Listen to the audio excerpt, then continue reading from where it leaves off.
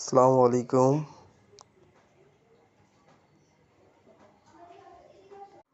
আজ আমার আবদার মেটাতে আমার শাশুড়ি তার বাসা থেকে নিজের পালিত হাঁস নিয়ে আসছে।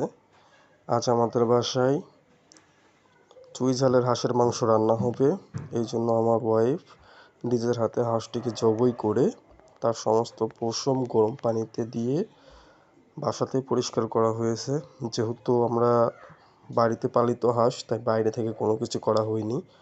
যাই হোক, হাঁসটিকে আমরা সুন্দরভাবে আগুনে পুড়িয়ে ওর গায়ে থাকা সমস্ত অতিরিক্ত লোম তুলে ফেলেছি এবং দেখুন ওর গা থেকে কিছুটা তেল চুইয়ে পড়ছে। যে তেলটা চুইয়ে পড়া মানে সমস্ত শরীর থেকে সমস্ত পশম উঠে গিয়েছে। এখন আমরা একটা পরিষ্কার ভাঙ্গা দিয়ে বা পরিষ্কার একটি কাপড় দিয়ে এর গায়ে থাকা অতিরিক্ত লোমটা তুলে নিলাম। নিয়ে এবার এটাকে আমরা সুন্দরভাবে কাটিং করে পিস পিস করে ফেলছি এবং এর সাথে রান্না করার জন্য যে প্রয়োজনীয় মশলাটি লাগবে, যেমন আদা বাটা, রসুন বাটা, পেঁয়াজ বাটা বা যাবতীয় যা যা লাগে আমরা সব কিছু বেটে নিয়েছি। এদিকে দেখুন আমাদের তেলটি অলরেডি গরম হয়ে গেছে। তেলে আমরা অলরেডি আলু ভাজি করে নিয়েছি।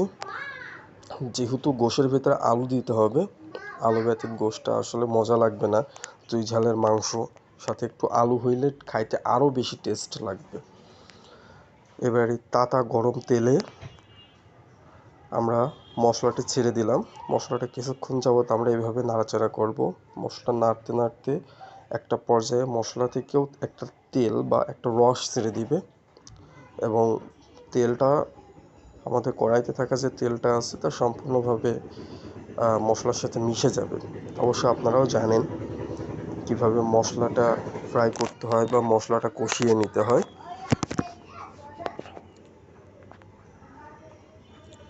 সুন্দরভাবে নাড়তে থাকবেন। আমরা যেহেতু মাটির চুলায় রান্না করতেছি, মাটির চুলায় রান্না করলে এগুলো আরও টেস্ট বেশি লাগে, এই কারণে আমরা মাটির চুলায় রান্না করতেছি।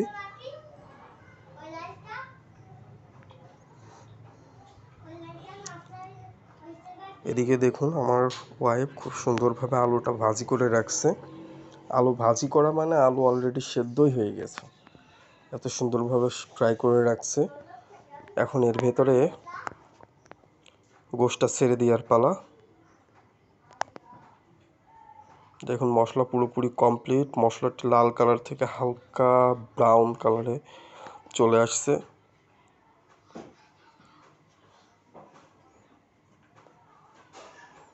এই দেখুন আমরা চুই ঝালটি ছেড়ে দিলাম এবং 5 পিস আস্ত রসুন।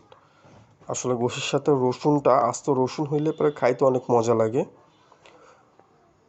এবার আমরা মাংস ছেড়ে দিলাম।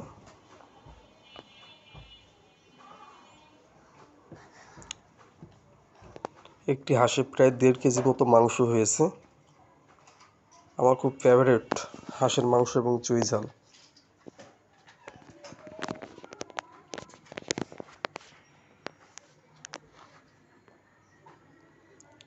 মাংসটি মশলার সাথে সুন্দরভাবে মাখিয়ে নেবেন।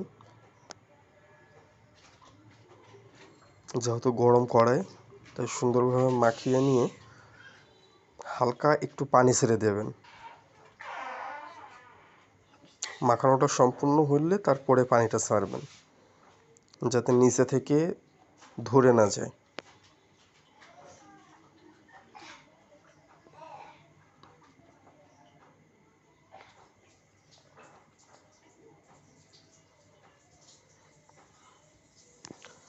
এবার এটাকে আমরা আধা ঘন্টা মতো ঢেকে রেখে দেব, যাতে করে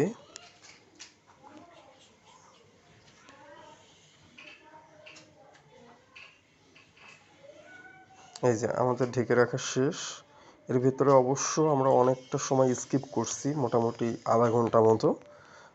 আধা ঘন্টার ভেতরে আমরা শুধু এটাকে শুধু নেড়ে চেড়ে দিয়েছি এবং একটি ঢাকনা দিয়ে সুন্দরভাবে ঢেকে রেখে দিয়েছিলাম। দেখুন এটি রান্না হয়ে গেছে। আপনারা এর মাঝে শুধু কয়েকবার লবণটা চেখে নেবেন, মানে প্রয়োজন মতো লবণ যা লাগে তাই দিবেন। আমাদের রান্না অলরেডি কমপ্লিট। আমরা এখন এটি পরিবেশন করার জন্য প্রস্তুতি নিচ্ছি। তবে আরও কিছুক্ষণ আমরা এভাবে ঢাকনাতে ঢেকে রেখে দেব। দেখুন আমাদের রান্না করা শেষ। সাদা ভাত, সাদা ভাতের সাথে আছে লেবু, রসুন এবং এক টুকরা আলু, সাথে চুই ঝাল। যেহেতু চুই ঝালের হাঁসের মাংস, তো চুই ঝাল না হইলে পরে আসলে আসল মজাটাই ফিল করা যাবে না। এবার শুধু আমাদের খাওয়ার পালা।